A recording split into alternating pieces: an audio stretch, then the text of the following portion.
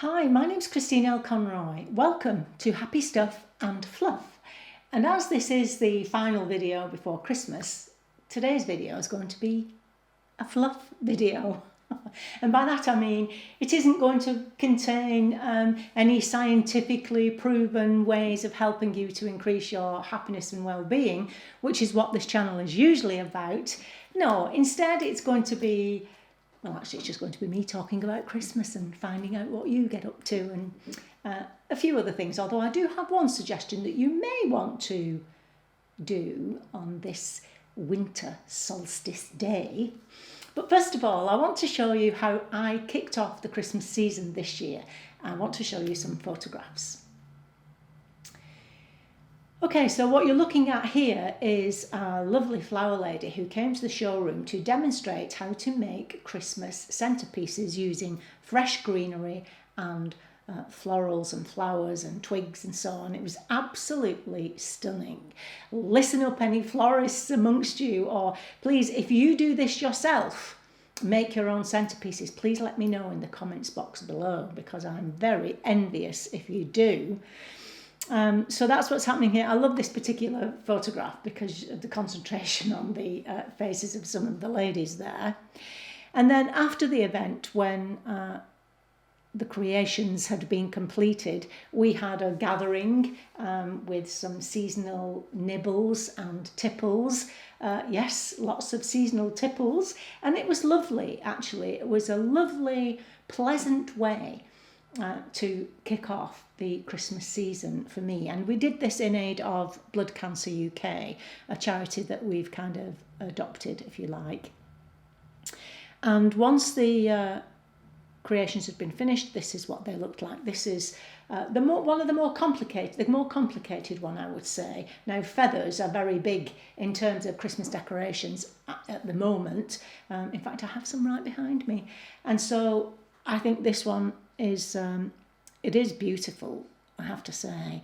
And the one that you can see in the background there, let me see if I can get you a close-up of that one. That's this one, which is, I think, the more simple one to attempt if you're not, not usually this way out, and I'm certainly not. Except that this year I wanted to attempt them, and lots of the ladies there said they were going to attempt to do it too, which I hope they did better than I did, because unfortunately I haven't had time to do it. But I have felt more that way inclined, wanting to use more natural materials in decorations and be a bit more reflective about it, she says, while sitting in front of an artificial tree, black Christmas tree at that. This is part of my tablescape for Christmas Day, and if you've been with me for a while, you will know that my tablescape is a surprise for those people who are dining with us, so I can't talk any more about that.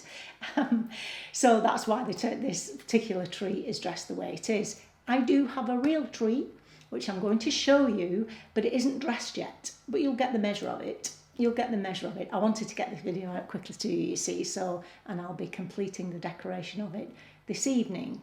I'll take some pictures, and I know what I'll do. I'll put them in the community tab between now and Christmas, and then you can see it finished. But in the meantime, I'll just show you what I have done. I've been a little bit more subdued, I think, this year. You know, when Charlotte died, the few Christmases after that we've had, I think I went overboard. Well, overboard for me anyway. But it comforted me. I look back at some of the photographs now and I think, what was I thinking? Anyway, as I say, it served a purpose for me at the time. This year, I felt a little bit more reflective in more ways than one, and so a little bit more subdued in terms of decoration. So I'll show you, but I also want to show you a painting that I don't think you've seen. So come with me, it won't take long. Okay, so this is the hall, and this is the painting that I want you to see. Now I'm going to have to step back if I can so that you can see the whole picture. There it is on the wall, which I walk past every day.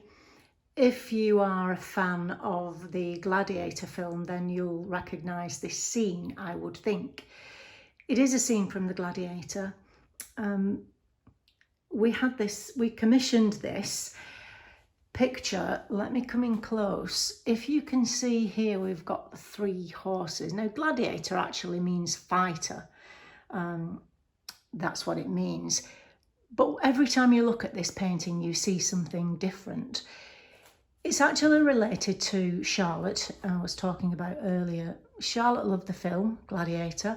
She was a gladiator. She was certainly a fighter in terms of in terms of dealing with cancer. But she loved the film The Gladiator.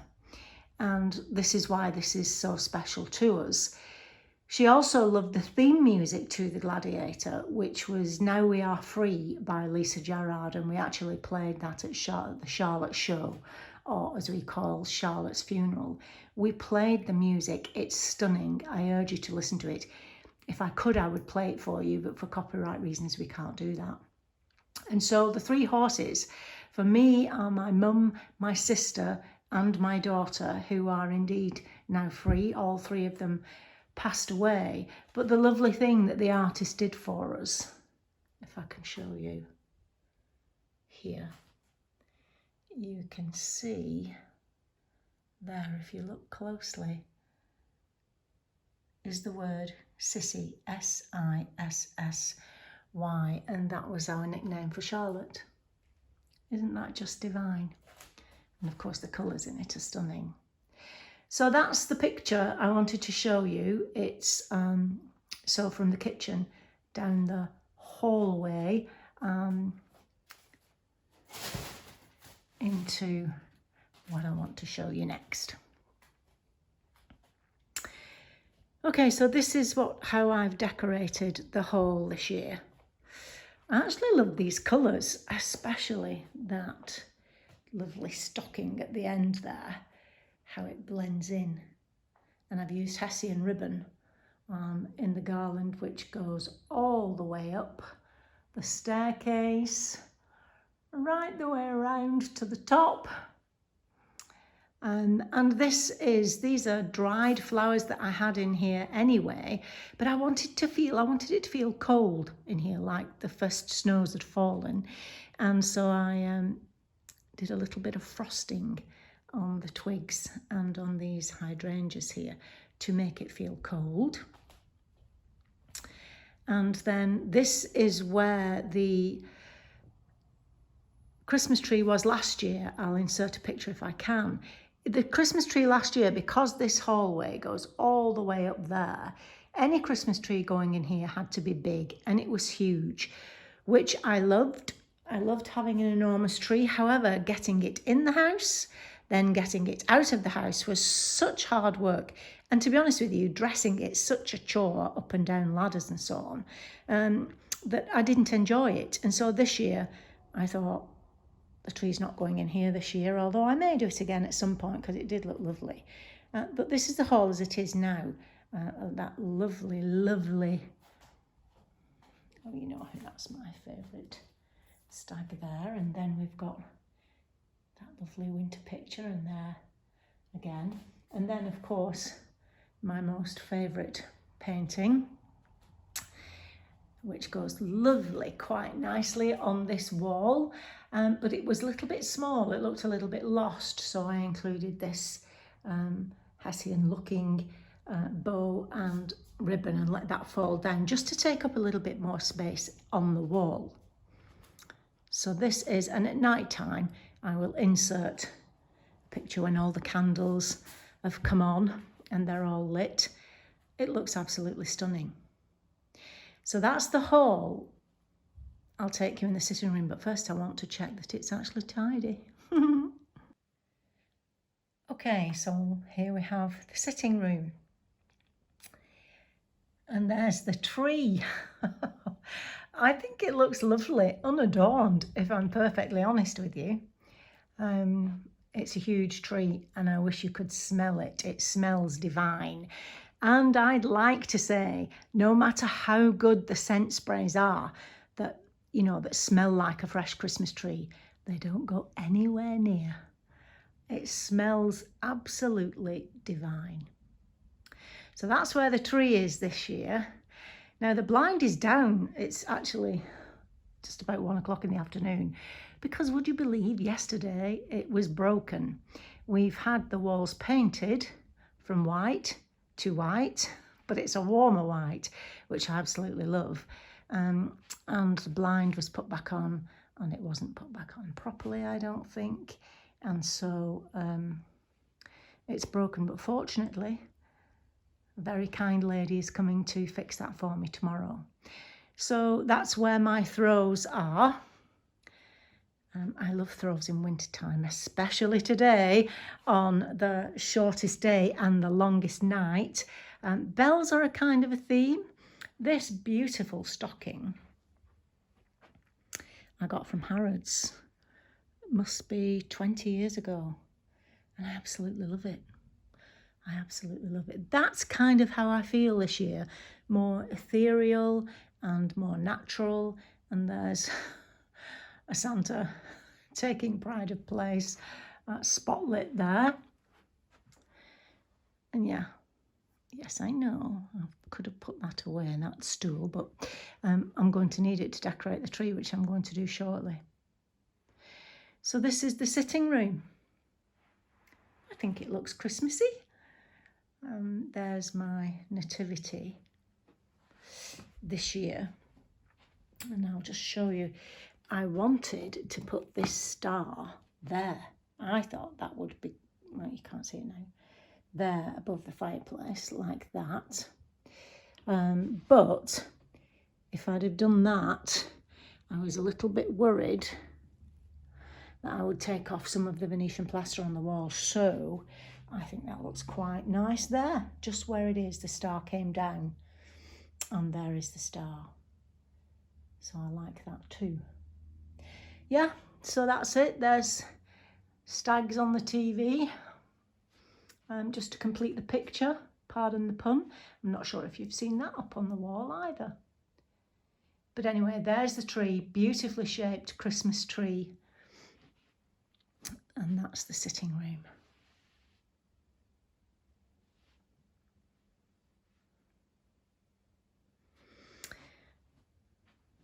Okay, well, I hope you like what I've done so far, and I will show you some pictures and you'll see how the tree actually turns out, and I'll do that later today. Okay, well, I hope you enjoyed that. As I say, I've been feeling quite reflective this year, and no more so than today, which is the winter solstice. I love winter. I've told you this before. As I said to you in the last video, it's been incredibly cold in the UK of late, but it's a lot milder now. And to be honest with you, I prefer the cold to the rain and the wet, but that's just me, obviously. Anyway, it is the winter solstice today, and there are actually celebrations all over the world in all different kinds of cultures celebrate today. I think it's called Soyal is the winter solstice celebration. Try saying that quickly. The winter solstice celebration of the Hopi Indians in northern Arizona, and they celebrate by dancing and sometimes gift giving. Then there's the Persian festival of Yalda, I think it is, which I particularly like this one. It's a celebration of the winter solstice in Persia, in Iran. It started in ancient times, and this is all about the victory of light over dark. And I think that's very poignant. The victory of light over dark, especially with the way the world is at the moment. I think we have to have a belief in the victory of light over dark, metaphorically speaking.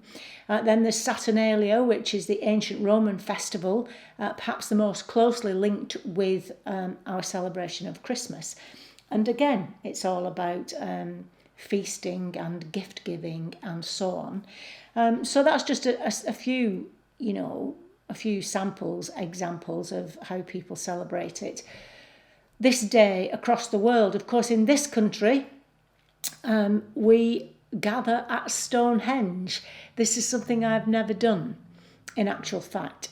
It's something I would love to do. I have been to Stonehenge more than once. Now, we don't exactly know why Stonehenge was built, but there's no denying that it lines up with the movements of the sun.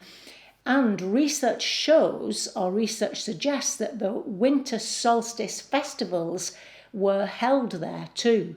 And today it's a tradition for people, for a gathering to take place as dawn breaks tomorrow, so the dawn of the day after the longest night, to witness this magical occurrence of the sun rising through the stones. And actually, this is the only time you're allowed to walk amongst the stones. The rest of the year, when you go to visit, there's a barrier around it. But I can tell you, if you can manage to go there when there are very few people there, so not in the height of summer, of course, it's the only word for it is magical or spiritual, let's say, for me, would be spiritual feeling about being there. I mean, it's 5,000 years old, and we do believe people went to worship there, and you can feel it. I think you can feel it. So what I tend to do, or what we used to do when we had an open fire, and we're going to do it this year, not today, when the family are here, you take a piece of paper and you write on one side the things that you want to see the back of this year. So that would be the dark side, and you would write something down. So if something's happened that you'd rather forget about, something's happened this year, then you would write that on that side, and then you put it in the fire face down. So that goes downwards and you get rid of it. And then on another piece of paper, you write or reflect about how you would like the coming year to go. Just a few words of what the new year would mean to you, and put that in the fire faced upwards so that it goes up and out to the universe. I love that. I absolutely love that. And you could do that. It's a fun thing to do. But we're going to light a fire outside, and we're going to do that and make it more of a family gathering in order to do it. Just a fun thing, really. Okay, that's it for 2022. I'd like to thank you all so much for your support during the year. I can't believe another year has gone by. We've covered so much ground. You know, I would go back over some of the videos. I go back over some of the videos if I'm feeling that I need that kind of input from myself. I go back and listen to videos. You can go onto the playlists and listen to the videos if you need to be reminded about anything at all that's going to help you to increase your happiness and well-being. I'd love you to do that. It would make me feel that I'm helping you even when I'm not here. 2023, let's look forward to that. And if there is going to be anything negative happen in 2023, we'll get through it together. But mostly, I think we're going to have a good year. I'll see you then in 2023. Bye-bye.